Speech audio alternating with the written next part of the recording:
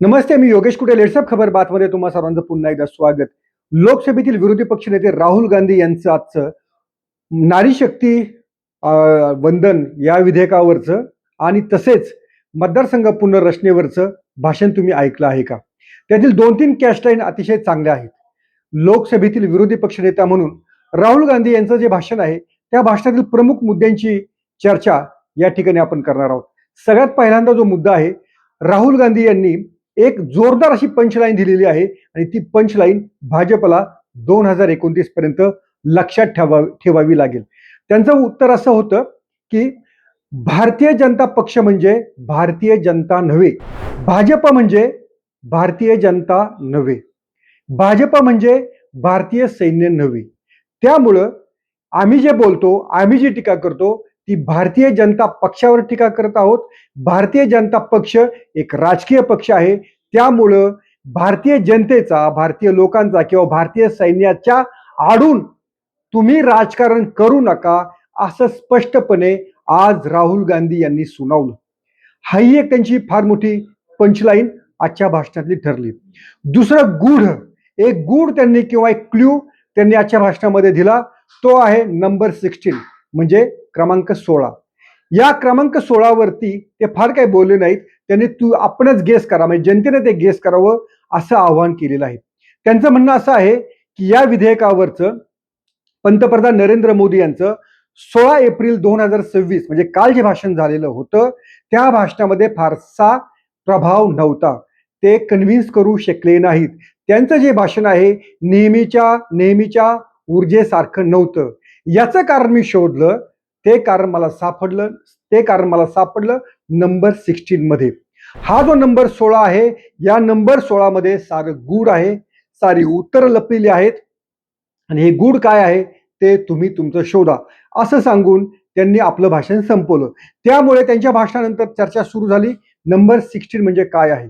आता एक जो काही ट्विटरवरती किंवा सोशल मीडियावरती जे काही दावे करण्यात येत आहेत किंवा आपल्याला जे समजत आहे, त्यातला सगळ्यात महत्वाचा दावा आहे तेलुगू देशम पार्टीकडे, म्हणजे चंद्रबाबू नायडू यांच्या पार्टीकडे 16 खासदार आहेत.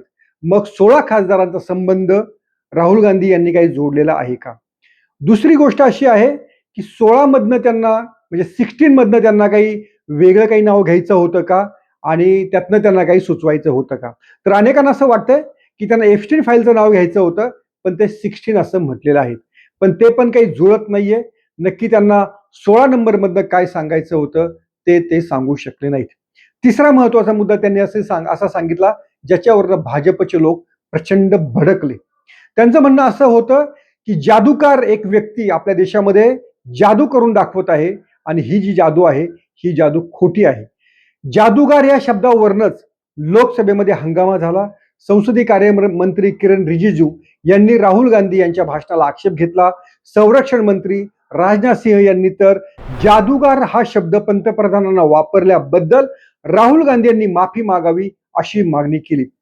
सभापती ओम बिर्ला यांनी देखील राहुल गांधी यांना सतत टोचलं, तुम्ही फार घरचे प्रसंग सांगू नका, आजीचे प्रसंग सांगू नका, या विधेयकावरती बोला आणि जर तुम्ही जादूगार हा शब्द पुन्हा वापरला तर मी तुम्हाला बोलू देणार नाही, असा निर्वाणीचा इशारा देखील ओम बिर्ला यांनी दिला. राहुल गांधी यांच्या मॅजिशियन या शब्दाला इतका आक्षेप घेतला आणि शेवटी किरण रिजिजू यांनी नियमांचं पुस्तक देखील वाचून दाखवलं. त्यांनी म्हटलं असं आहे की एखाद्या मंत्र्याला जादूगार म्हणणं हे देखील संसदीय परंपरेमध्ये बसत नाही. मला देखील आश्चर्य वाटलं, जादूगार हा शब्द इतका आक्षेपार्ह किंवा इतका टीकेचा धनी का ठरला, याचं उत्तर मला सुद्धा काही कळालं नाही. आता राहुल गांधी यांचे जे या विधेयकावरचे जे मुद्दे होते, त्यातला सगळ्यात पहिला जो मुद्दा होता की महिला विधेयक तुम्ही या सेकंदापासून लागू करा, आम्ही तुम्हाला पाठिंबा देतो. पण जर मतदारसंघ पुनर्रचना करत असाल तर त्याला आमचा विरोधी पक्ष म्हणून विरोध राहील आणि आम्ही सर्व विरोधी पक्ष भाजपचा हा अजेंडा पूर्ण होऊ देणार नाही, अशा प्रकारची देखील ताकीद किंवा अशा प्रकारचं देखील आव्हान त्यांनी सभागृहात दिलं. आता हे सगळे मुद्दे ऐकल्यानंतर राहुल गांधी यांचं भाषण मला वैयक्तिकरित्या कसं वाटलं? त्यांच्या भाषणामध्ये जोश होता का? होता. भाजपला अंगावर घेण्याची रणनीती होती का? होती. पण जेव्हा भाजप ऐतिहासिक बिल समोर घेऊन येत आहे तेव्हा त्याला तितका जोरदार प्रतिवाद, आणखीन मोठा प्रतिवाद मला राहुल गांधी यांच्याकडनं अपेक्षित होता. अतिशय अभ्यासू, नेटकं, सुसंबंध, तर्कशील भाषण, तर्काला धरून भाषण राहुल गांधी करू शकत होते. संपूर्ण दक्षिणेतील राज्य आपल्याकडे ते ओढू शकत होते. उत्तरेतील राज्यांना देखील योग्य प्रकारे संबोधित करू शकले असते. महिला आरक्षणाच्या आडून भाजप कसा गेम खेळत आहे हे ते समजावू शकले असते. एक प्रगल्भ विरोधी पक्ष नेता म्हणून आपली प्रतिमा ते अधिक उंचावू शकले असते. त्यामुळं राहुल गांधी यांचं जे भाषण आहे ते भाषण म्हणजे मी 50-50 समजेल. राहुल गांधी यांच्या समर्थकांना ते भाषण आवडलं असेल, पण याच्यापेक्षा चांगलं भाषण ते देऊ शकले असते. मोदी किंवा अमित शहा ज्या पद्धतीनं लोकसभेमध्ये किंवा संसदेमध्ये बोलतात तशी मांडणी करणारा नेता विरोधी पक्षाकडे नाही, हे मोठं शल्य मला वाटतं भारतीय लोकशाहीसाठी आहे. आणि त्यामुळंच त्यांचे मुद्दे चांगले असतात, पण डिलिव्हरी करणं हे थोडंसं त्यांना कुठेतरी कमी पडतं. आणि राहुल गांधी यांच्या देखील आजच्या भाषणामध्ये ही त्रुटी राहिली. त्यांनी इंदिरा गांधी यांची आठवण सांगितली, त्यांनी काय मला उभं कसं केलं बागेमध्ये 2-3 मिनिटासाठी वगैरे बरेच काही काही अनुभव सांगितले. तरीही त्यांना ते भाषण काहीतरी फारसं जमलं असं मला वाटत नाहीत.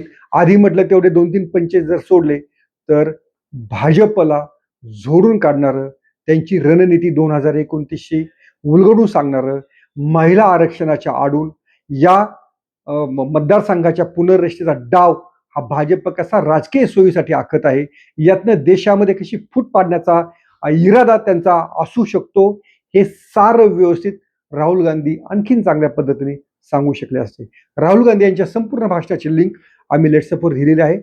तुम्ही भाषण पहा, ऐका आणि तुम्ही देखील ठरवा की राहुल गांधी यांचं भाषण याच्यापेक्षा अधिक चांगलं होऊ शकलं असतं का. पात्र लेट्सअप मराठी. सोशल मीडियाच्या भाऊ गर्दीत विश्वासार्हतेने चकाकणारे नाव म्हणजे लेट्सअप मराठी.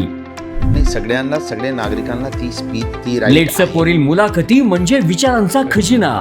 त्यानंतरच्या निवडणुकीमध्ये मला सोडून गेले. बातम्या केवळ वस्तुस्थिती सांगणाऱ्या, न प्रोपगंडा, फक्त जनतेचा अजेंडा. क्योंकि आने वाला कल जाने वाला है, जाने वाला कल आने वाला है. राजकारण, मनोरंजन असो की क्रीडा क्षेत्र, महाराष्ट्राची स्पंदने संवेदनशीलतेने टिपणारे माध्यम म्हणजे लेट्सअप मराठी. जगासोबत एक पाऊल पुढे राहण्यासाठी लेट्सअपचे ॲप, सोशल मीडिया आणि वेबसाईट सोबत कनेक्टेड रहा.